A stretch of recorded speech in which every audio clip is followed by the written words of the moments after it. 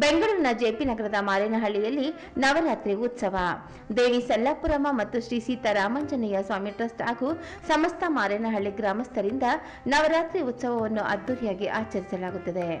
2025ನೇ ಸಾಲಿನ ಮಾರೇನಹಳ್ಳಿ ಮತ್ತು ಮಾರೇನಹಳ್ಳಿ ಪಾಳ್ಯದ ಗ್ರಾಮಸ್ಥರಿಂದ ನೆರವೇರಿಸುವ ದಸರಾ ಹಬ್ಬದ ಪ್ರಯುಕ್ತ ನವರಾತ್ರಿ ಪೂಜೆಗಳನ್ನು ದಿನಾಂಕ 22/9/2025 ಸೋಮವಾರದಿಂದ ಪ್ರಾರಂಭವಾಗಿ ದಿನಾಂಕ 2/10/2025 ಗುರುವಾರದವರೆಗೆ ಪ್ರತಿದಿನ ಸಂಜೆ 6:30ಕ್ಕೆ ಶ್ರೀ ದೇವಿ ಸಲ್ಲಾಪುರಮ್ಮ ಹಾಗೂ ಶ್ರೀ ದೇವಿ ರೇಣುಕಾ ಯಲ್ಲಮ್ಮ ದೇವರುಗಳಿಗೆ ವಿಶೇಷ ಅಲಂಕಾರದೊಂದಿಗೆ ವಿಶೇಷ ಪೂಜೆಗಳು ನಡೆಯುತ್ತವೆ.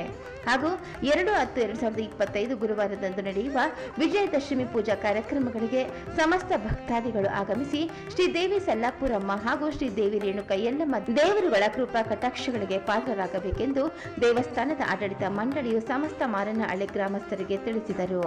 ದಸರಾ ಹಬ್ಬದ ಪ್ರಯುಕ್ತ ಆಯುಧ ಪೂಜೆಯ ದಿನದಂದು ಶ್ರೀ ಶಿವರಾಮ್ ಮತ್ತು ಕುಟುಂಬದವರಿಂದ ವಿಶೇಷ ಪೂಜೆ ನೆರವೇರಿಸಲಾಯಿತು. ಸಲ್ಲಾಪುರಮ್ಮ ಮತ್ತು ಶ್ರೀ ರೇಣುಕಾ ಯಲ್ಲಮ್ಮ ದೇವಿಗೆ ಮಹಿಷಾಸುರ ಮರ್ದಿನಿಯ ಅಲಂಕಾರವನ್ನು ಮಾಡಿದರು. ನವರಾತ್ರಿ ಉತ್ಸವಕ್ಕೆ ಜೆಪಿ ನಗರದ ಮಾರೇನಹಳ್ಳಿಯ ಗ್ರಾಮಸ್ಥರು ದೇವಿಯ ದರ್ಶನ ಪಡೆದು ದೇವಿಯ ಕೃಪೆಗೆ ಪಾತ್ರರಾದರು. ಬೆಂಗಳೂರು ದಕ್ಷಿಣ ಭಾಗದಲ್ಲಿ ಮಾರೇನಹಳ್ಳಿ ಗ್ರಾಮ. ಮಾರೇನಹಳ್ಳಿ ಈಗ ಅದು ಜೆಪಿ ನಗರದ ಒಂದು ಭಾಗ ಆಗೋಗಿದೆ. ಇದು ನೂರಾರು ವರ್ಷಗಳ ಇತಿಹಾಸ ಇರುವಂಥ ಒಂದು ಗ್ರಾಮ. ಇಲ್ಲಿ ಕೆರೆ, ಕುಂಟೆ, ಗದ್ದೆಗಳು ಎಲ್ಲ ಇದ್ದಂಥ ಒಂದು ಗ್ರಾಮ. ಬೆಂಗಳೂರಿಗೆ ಅಂಟಿಕೊಂಡಿದ್ದಂಥ ಒಂದು ಗ್ರಾಮವಾಗಿ ಈಗ ಬೆಂಗಳೂರಿನ ಮುಖ್ಯ ಭಾಗವಾಗಿ ಪರಿವರ್ತನೆ ಆಗಿದೆ.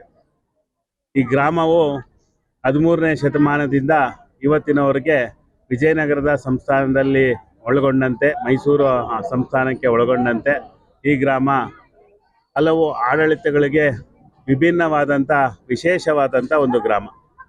ಇಲ್ಲಿ ತಾಯಿ ಸಲ್ಲಾಪುರಮ್ಮವನ್ನು ಸುಮಾರು 700 ವರ್ಷಗಳಿಂದ ಇಲ್ಲಿ ಪೂಜೆಯನ್ನು ಮಾಡ್ತಾ ಬಂದಿದ್ದೀವಿ. ಹಾಗೆ ಆಂಜನೇಯ ಸ್ವಾಮಿಯನ್ನು ಇಲ್ಲಿ ಏಕಶಿಲಾ ಕಚ್ಚಾ ಶಿಲೆಯಲ್ಲಿ ವಿದ್ಯಾರಣ್ಯರು 15ನೇ ಶತಮಾನದಲ್ಲಿ ಕೆರೆಯ ಬದಿಯಲ್ಲಿ ಅವರ 1001 ಶಿಲೆಗಳ ಸ್ಥಾಪನೆಯಲ್ಲಿ ಈ ಒಂದು ವೀರಾಂಜನೇಯ ಕೂಡ ಒಂದಾಗಿದೆ. ಇದೇ ಥರ ವಿಶೇಷ ಅಂತೇಳಿದ್ರೆ ಬಲಗೈ ಅಭಯಹಸ್ತ, ಎಡಗೈಯಲ್ಲಿ ಸೌದಂಗಿಕ ಪುಷ್ಪವನ್ನು ಹೊಂದಿರುವಂಥ ವಿಶೇಷವಾದಂಥ ಬಾಲದಲ್ಲಿ ಗಂಟೆ ಇರುವಂಥ ದೇವಸ್ಥಾನವಾಗಿದೆ. ಇಲ್ಲಿ ಗ್ರಾಮಸ್ಥರಲ್ಲದೆ ಇಲ್ಲಿನ ಸುತ್ತಮುತ್ತಲಿನ ಜನ ಎಲ್ಲರೂ ಪ್ರತಿನಿತ್ಯ ಪೂಜೆಯನ್ನು ಸಲ್ಲಿಸ್ತಾ ಇದ್ದಾರೆ. ಹಾಗೆ ವಿಶೇಷವಾಗಿ ಇವಾಗ ನವರಾತ್ರಿಯನ್ನು ನಾವು ಸುಮಾರು 10 ದಿನ, ಈ ಸತಿ 11 ದಿವಸ ಬಂದಿದೆ. ಈ ವಿಶೇಷವಾದ ದಿನವನ್ನು ತಾಯಿ ಸಲ್ಲಾಪುರಮ್ಮ ಹಾಗೂ ಶಕ್ತಿ ದೇವತೆಯಾದ ರೇಣುಕಾ ಯಲ್ಲಮ್ಮನ ಆರಾಧನೆಯನ್ನು ಮಾಡ್ತೀವಿ. ಉತ್ಸವ ಮೂರ್ತಿಗಳನ್ನು ಅಲಂಕರಿಸಿ ಮೊದಲನೇ ದಿವಸದಿಂದ ವಿಜಯದಶಮಿಯವರೆಗೆ ವಿಭಿನ್ನವಾದಂಥ ಕಾರ್ಯಕ್ರಮಗಳನ್ನ ಪ್ರತಿ ದಿವಸ ಸಂಜೆ 6ರಿಂದ 10 ಗಂಟೆವರೆಗೆ ಒಂದು ಕಾರ್ಯಕ್ರಮಗಳನ್ನ ಹಮ್ಮಿಕೊಂಡು ಪ್ರತಿ ದಿವಸ ವಿಶೇಷ ಪೂಜೆಗಳನ್ನ ಸಲ್ಲಿಸ್ಕೊಂಡು ಈ ಪ್ರಾಂತದಲ್ಲಿರುವ ಜನರಿಗೆ ಒಂದು ಉತ್ತಮವಾದಂಥ ವಿಜಯದಶಮಿಯನ್ನು ನಾವಿಲ್ಲಿ ಕೊಡ್ತಾ ಬಂದಿದ್ದೀವಿ. 4 ಗ್ರಾಮಗಳು ಸೇರಿ ಅಲ್ಲಿನ ಎಲ್ಲ ದೇವರುಗಳನ್ನ ತಗೊಂಡು ಬಂದು ಇಲ್ಲಿನ ಜಯನಗರದ 9th ಬ್ಲಾಕ್ ಇವತ್ತೇನಿದೆ ಬಿಗ್ ಬಜಾರ್ ಮುಂದೆಗಡೆ, ಆವತ್ತಿನ ಹಿಂದಿನ ಕಾಲದಲ್ಲಿ ಅದನ್ನ ಒಂದು ಮರದ ಒಂದು ತೋಟವಾಗಿತ್ತು. ಆ ತೋಟದ ಈಗ ಎಲ್ಲ ನಗರೀಕರಣ ಆದ ಮೇಲೆ ಆ ಭಾಗದಲ್ಲಿ ನಾವೆಲ್ಲ ಸೇರಿ ಸುಮಾರು 10,000ಕ್ಕಿಂತ ಹೆಚ್ಚು ಜನ ಅಲ್ಲಿ ಸೇರಿ ಒಂದು ವಿಶೇಷವಾದಂಥ ವಿಜಯದಶಮಿಯನ್ನು ತಾಯಿಯಿಂದ ಹಂಬಾಕುವಂಥ ಒಂದು ಕೆಲಸವನ್ನು ನಾವು ಮಾಡ್ತೀವಿ.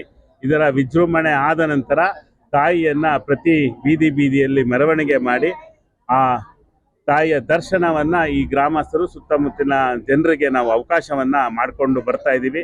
ಇದಕ್ಕೆ ಎಲ್ಲರ ಸಹಕಾರ, ಇಲ್ಲಿ ಚುನಾಯಿತ ಪ್ರತಿನಿಧಿಗಳು, ಧಾರ್ಮಿಕ ಸಂಸ್ಥೆಗಳು, ಸಂಘ ಸಂಸ್ಥೆಗಳು, ಗ್ರಾಮಸ್ಥರು ಎಲ್ಲರೂ ಸೇರಿ ನಾವೆಲ್ಲ ಸೇರಿ ಒಟ್ಟಾಗಿ ಜಾತಿ ಭೇದ ಎಲ್ಲ ಮರೆತು ನೀವೆಲ್ಲ ನೋಡಿದ್ದೀರಾ, ಎಲ್ಲ ಗ್ರಾಮಗಳಲ್ಲಿ ಜಾತಿ ವ್ಯವಸ್ಥೆ ಇದೆ. ಇಲ್ಲಿ ಜಾತಿಯನ್ನು ಮೀರಿ ಎಲ್ಲರೂ ಒಟ್ಟಾಗಿ ನಾವು ಇಲ್ಲಿ ಈ ದೇವಿಯನ್ನು ಆರಾಧನೆ ಮಾಡ್ತಾ ಇದ್ದೀವಿ. ವಿಶೇಷ ಅಂದರೆ ಜಾತಿ ಹೋಗಬೇಕು, ಎಲ್ಲ ಧರ್ಮವು ಒಂದೇ ಧರ್ಮ ಅಂತ ಪಾಲಿಸ್ಬೇಕು ಅನ್ನೋ ವಿಶೇಷ ಕಲ್ಪನೆ ಇಟ್ಕೊಂಡು ನಾವೆಲ್ಲ ಮಾಡ್ತಾ ಇದ್ದೀವಿ ಅಂತ ಹೇಳೋದಕ್ಕೆ ನಾನು ಇಚ್ಛೆ ಪಡ್ತೀನಿ.